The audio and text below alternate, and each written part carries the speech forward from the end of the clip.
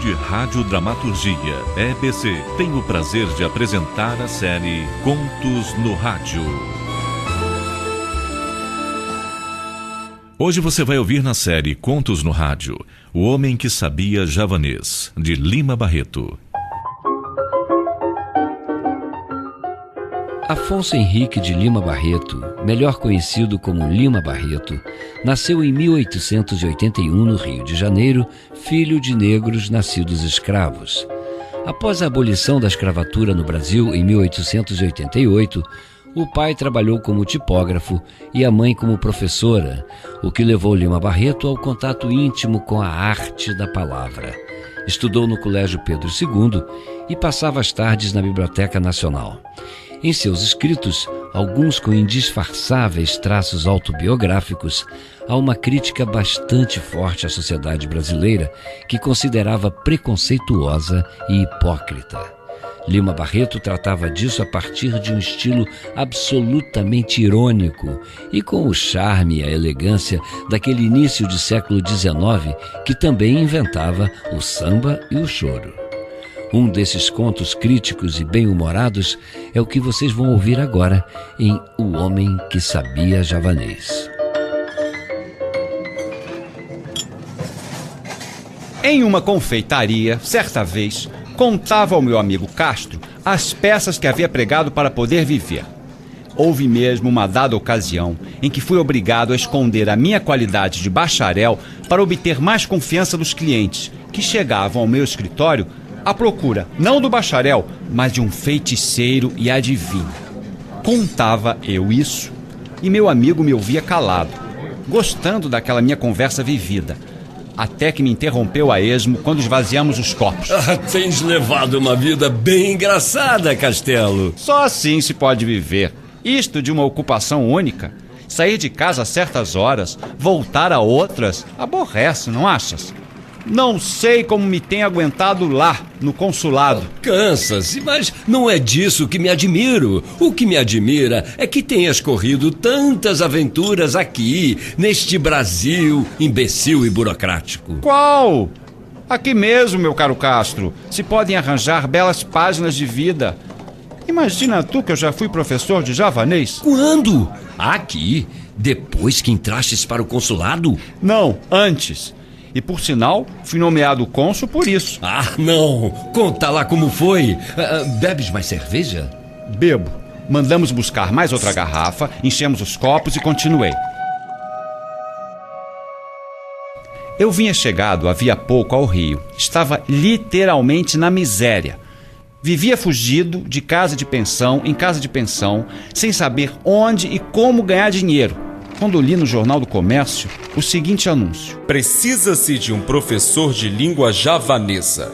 Cartas para o Jornal do Comércio. Ora, disse cá comigo, tipo de colocação que não terá muitos concorrentes. Se eu conseguisse preparar umas 4 palavras, ia apresentar-me. Saí do café e andei pelas ruas, sempre a imaginar-me professor de javanês, ganhando dinheiro, andando de bonde, sem pensar dirigi-me à Biblioteca Nacional. Não sabia nem que livro iria pedir, mas entrei, entreguei o chapéu ao porteiro, recebi a senha e subi. Na escada, decidi consultar a enciclopédia, letra J, a fim de consultar o artigo relativo a Java e à língua javanesa. Dito e feito. Fiquei sabendo, ao fim de alguns minutos, que Java era uma grande ilha do arquipélago de Sonda, colônia holandesa, e o javanês, língua aglutinante do grupo maleu-polinésico. Possuía uma literatura digna de nota e escrita em caracteres derivados do velho alfabeto hindu. Incrível! A enciclopédia dava-me indicação de trabalhos sobre a tal língua malaia e não tive dúvidas em consultar um deles. Copiei o alfabeto, a sua pronunciação figurada e saí. Andei pelas ruas, perambulando e mastigando letras. Na minha cabeça dançavam hieróglifos. De quando em quando consultava as minhas notas. Entrava nos jardins, escrevia palavras na areia para guardá-las bem na memória e habituar a mão a escrevê-las. À noite, quando pude entrar em casa sem ser visto, para evitar indiscretas perguntas do encarregado dos aluguéis dos cômodos, ainda continuei no quarto engolindo o meu ABC malaio. e com tanto afinco levei o propósito que de manhã eu sabia perfeitamente. Convenci-me que aquela era a língua mais fácil do mundo e saí, mas não tão cedo que não me encontrasse com o encarregado. Senhor Castelo, quando sai da sua conta? Breve, espere um pouco, tenha paciência. Vou ser nomeado professor de javanês e... Respondi-lhe então com a mais encantadora esperança. Por aí o homem interrompeu-me. Que diabo veio a ser isso, senhor Castelo? Gostei da diversão e ataquei o patriotismo do homem. É uma língua que se fala lá pelas bandas do Timor. Sabe onde é? Oh, alma ingênua.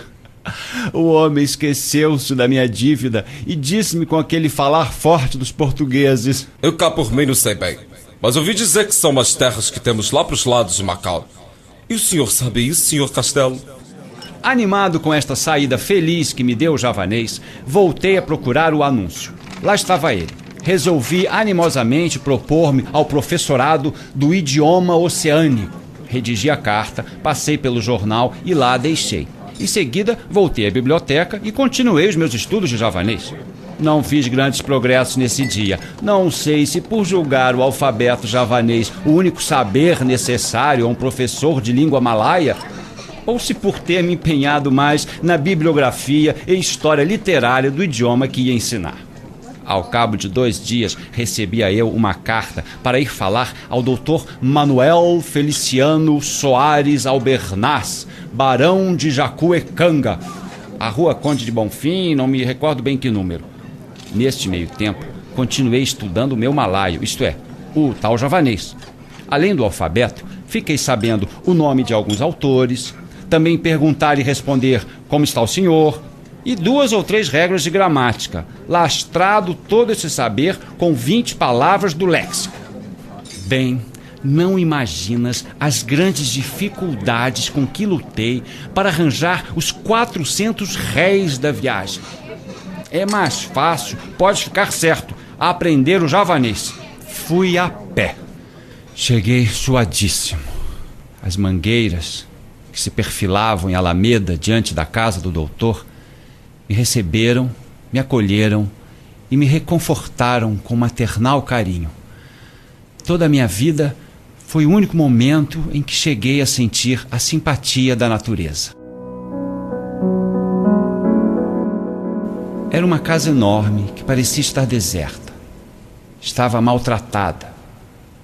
Mas não sei por que me veio pensar que nesse maltratamento havia mais desleixo e cansaço de viver que mesmo pobreza. Devia haver anos que não era pintada. As paredes descascavam, os beirais do telhado, daquelas telhas vidradas de outros tempos, estavam desguarnecidos aqui e ali, como dentaduras decadentes ou mal cuidadas. Bati. Custaram-me abrir. Veio por fim um antigo preto africano, cujas barbas e cabelos de algodão davam à sua fisionomia uma aguda impressão de velhice, doçura e sofrimento. Na sala havia uma galeria de retratos. Arrogantes senhores de barba se perfilavam enquadrados em imensas molduras douradas, e doces perfis de senhoras com grandes leques pareciam querer subir aos ares, enfunadas pelos redondos vestidos balonê. Esperei um instante o dono da casa. Tardou um pouco, um tanto trôpego, com um lenço de alcobaça na mão. Foi cheio de respeito que o vi chegar. Tive vontade de ir-me embora. Mesmo se não fosse ele o discípulo, era sempre um crime enganar aquele ancião, cuja velhice trazia à tona do meu pensamento alguma coisa de sagrado. Hesitei, mas fiquei.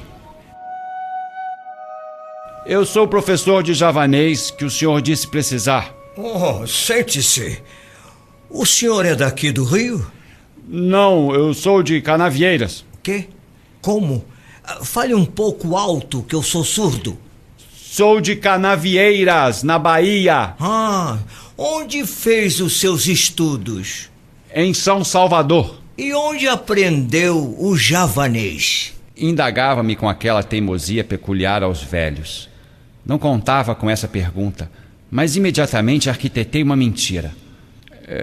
Meu pai era javanês, tripulante de um navio mercante. Veio para a Bahia, estabeleceu-se nas proximidades de Canavieiras como pescador, casou-se, prosperou e foi com ele que aprendi javanês. E ele acreditou? E a sua forma física? Não sou lá muito diferente de um javanês. Esses meus cabelos corridos, duros e grossos, e a minha pele amorenada podem dar-me muito bem o aspecto de um mestiço de malaio. Tu bem sabes que entre nós há de tudo, né? Índios, malaios, taitianos, malgaches, guanches, até godos. É uma comparsaria de raças e tipos de fazer inveja ao mundo inteiro. Bem, continua. Então, está disposto a ensinar-me javanês? Pois não, a resposta saiu quase sem querer.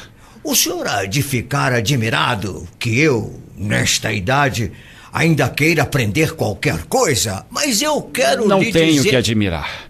Tem-se visto exemplos e exemplos muito fecundos. O que eu quero, meu caro senhor, é dizer... Castelo. Castelo?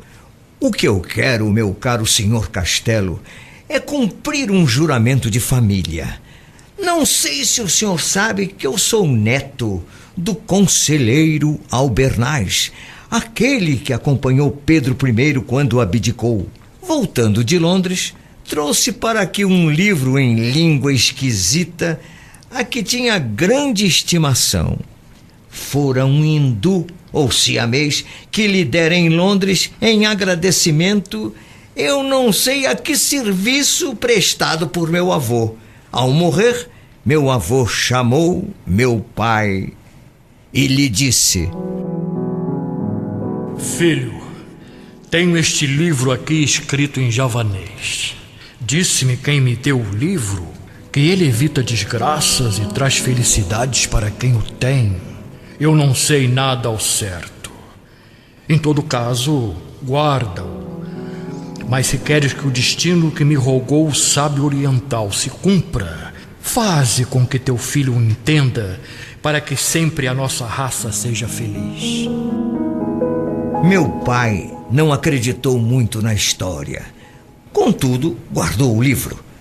Às portas da morte, ele me deu o livro e disse-me o que prometera ao pai. Em começo, pouco caso fiz da história do livro. Guardei em um canto e levei a minha vida. Cheguei até a esquecer-me dele, mas de uns tempos para cá tenho passado por tanto desgosto. Tantas desgraças têm caído sobre a minha velhice que me lembrei do talismã da família. Tenho que o ler, que o compreender, já que não quero que os meus últimos dias anunciem o desastre da minha posteridade. E para entendê-lo, é claro, que preciso entender o javanês. Eis aí. Calou-se e notei que os olhos do velho se tinham orvalhado. Enxugou discretamente os olhos. Quer ver o tal livro? Claro que sim. Bentinho! Ô Bentinho, vai lá dentro e apoia o livro que sempre digo para não mexer. Perdi todos os filhos, sobrinhos, e só me restou uma filha casada, cuja prole, porém, está reduzida a um filho, débil de corpo e de saúde frágil e oscilante. Veio o livro.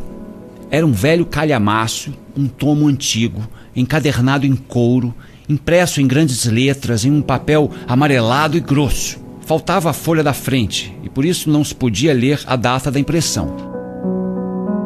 Barão, mas ora veja, trata-se das histórias do príncipe Kulanga, escritor javanês de muito mérito. Logo informei ao velho barão que não percebeu que o prefácio estava escrito em inglês e por isso eu chegava até essas informações. Depois disso, ficou tendo em alta consideração o meu saber malaio.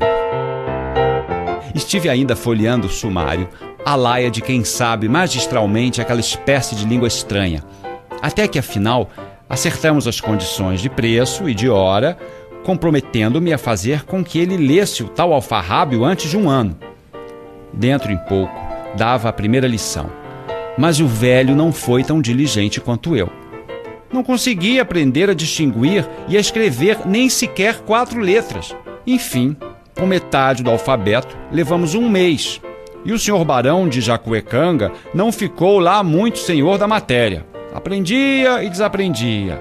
A filha e o genro vieram a ter notícias do estudo do velho. Não se incomodaram. Acharam graça e julgaram a coisa boa para distraí-lo.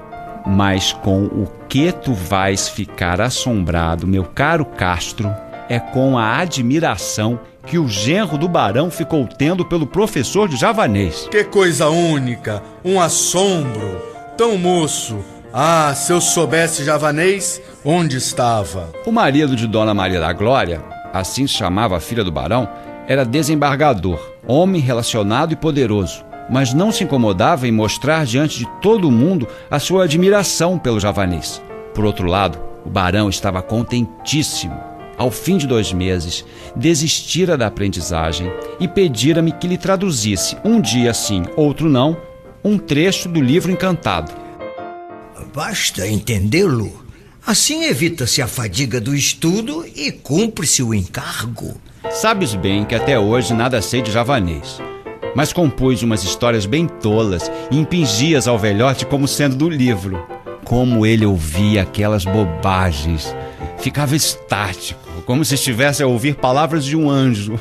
E eu crescia aos seus olhos. Fez-me morar em sua casa, enchia-me de presentes, aumentava-me o ordenado. Passava, enfim, uma vida e tanta. Contribuiu muito para isso o fato de vir ele a receber uma herança de um parente esquecido que vivia em Portugal. O bom velho atribuiu a coisa boa ao meu javanês e eu estive quase a crê-lo também.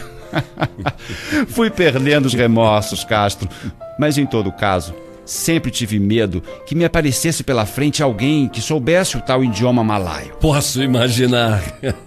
E esse meu temor foi grande quando o doce barão me mandou com uma carta ao Visconde de Caruru para que me fizesse entrar na diplomacia. Mas, barão, perceba a minha fealdade, a falta de elegância, o meu aspecto tagalo. Qual? Vá, menino. Você sabe javanês. Fui.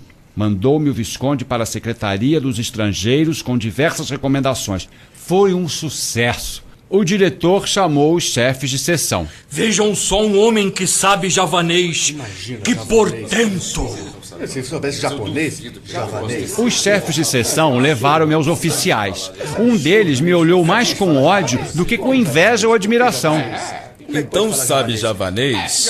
É difícil. Não há quem o saiba aqui. E o outro com inveja. Mas eu sei Kanak. O senhor sabe? Como assim, javanês? Não sei Kanak. E fui à presença do ministro. A alta autoridade levantou-se, pôs as mãos às cadeiras, consertou o pincenê no nariz e perguntou. Então sabe javanês? Disse que sim. E a sua pergunta onde o tinha aprendido, contei-lhe a história do tal pai javanês. Bem, o senhor não deve ir para a diplomacia. O seu físico não se presta. O bom seria um consulado na Ásia ou Oceania. Por ora, não há vaga. Mas vou fazer uma reforma e o senhor entrará. De hoje em diante, porém, fica adito ao meu ministério. E quero que para o ano parta para Bali, onde vai representar o Brasil no Congresso de Linguística. Estude! Leia o Rovelac, o Max Miller e outros. Estou pasmo, meu caro amigo Castelo. Imagina tu que eu até aí nada sabia de javanês, mas estava empregado e iria representar o Brasil em um congresso de sábios. Bem, mas o velho barão veio a morrer. Mas antes, passou o livro ao genro para que o fizesse chegar ao neto, quando tivesse a idade conveniente, e fez-me uma deixa no testamento. Não diga! Sinceramente, Castro, pus-me com afã no estudo das línguas maleo-polinésicas. Mas não havia meio. Bem jantado, bem vestido, bem dormido, não tinha energia necessária para fazer entrar na cachola aquelas coisas esquisitas. Comprei livros, assinei revistas, Revue Anthropologique et Linguistique, Proceedings of the English Oceanic Association, Arquivo Glotológico Italiano, o diabo, mais nada. E a minha fama crescia. Na rua, os informados apontavam-me. Lá vai o sujeito que sabe javanês. Ele mesmo, javanês. Nas livrarias, os gramáticos consultavam-me sobre a colocação dos pronomes no tal jargão das Ilhas de Sonda. Recebia cartas dos eruditos do interior. Os jornais citavam o meu saber. Recusei aceitar uma turma de alunos sequiosos de entenderem o tal javanês.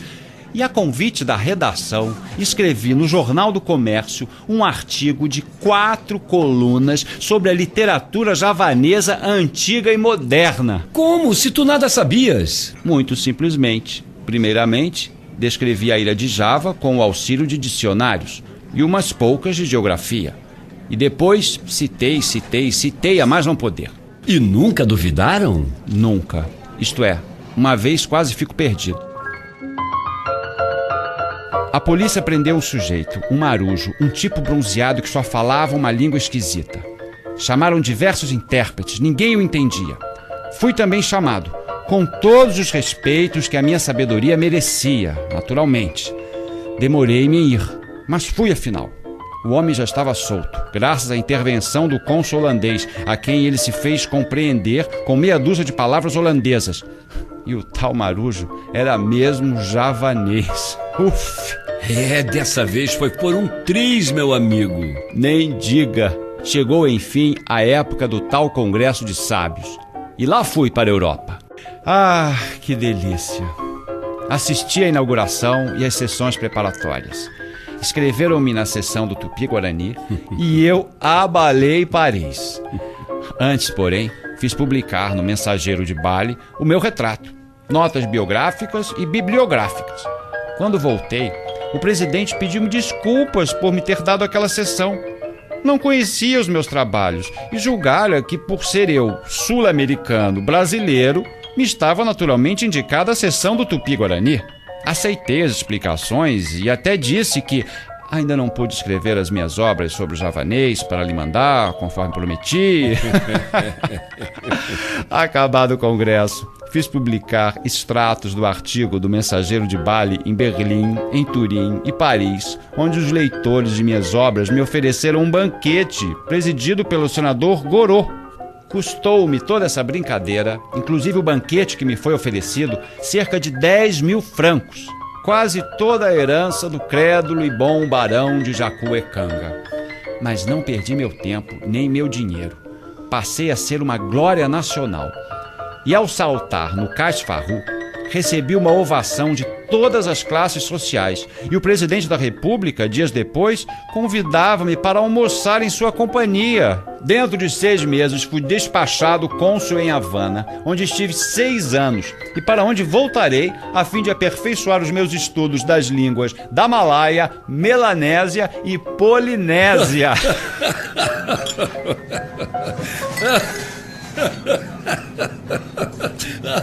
É fantástico. Olha, se não fosse estar contente, sabes o que eu ia ser? O quê? Poderia escolher. Como? Ministro da Justiça em Haia, engraxate da Rua do Ouvidor, general de 10 estrelas ou bacteriologista eminente. O que quiser, sempre o que quiser, meu caro Castro. Vamos. Vamos. Garçom, a conta. Lima Barreto, na Gazeta da Tarde, Rio, 1911. Você ouviu na série Contos no Rádio, O Homem que Sabia Javanês, de Lima Barreto. Roteiro dramatúrgico de Fabiano de Freitas. No elenco, Gerdal dos Santos, Luiz Otávio Moraes, Cristiano Menezes, Laio Júnior, Felipe Peixoto e Tony Godoy. Locução, Luciano Gama. Músicas originais e seleção musical, Júlio Daim. Sonoplastia, Marcelo Santos. Operador de áudio, Ademil Reis. Produção de Nelly Coelho. Direção e coordenação geral, Marília Martins. Uma realização do Núcleo de Radiodramaturgia EBC e Soarmec.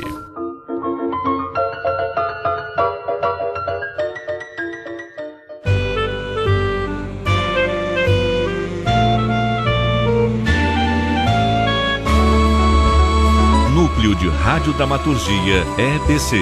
Teatro, poesia, contos. A arte da palavra no rádio.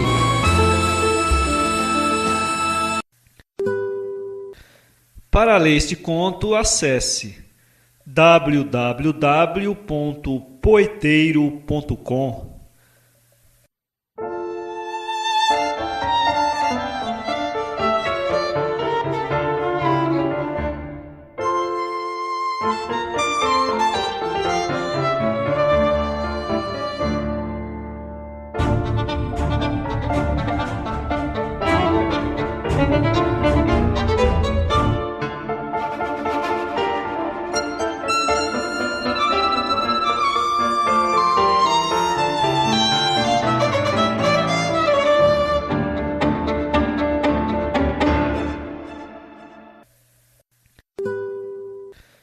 Para ler este conto, acesse www.poeteiro.com.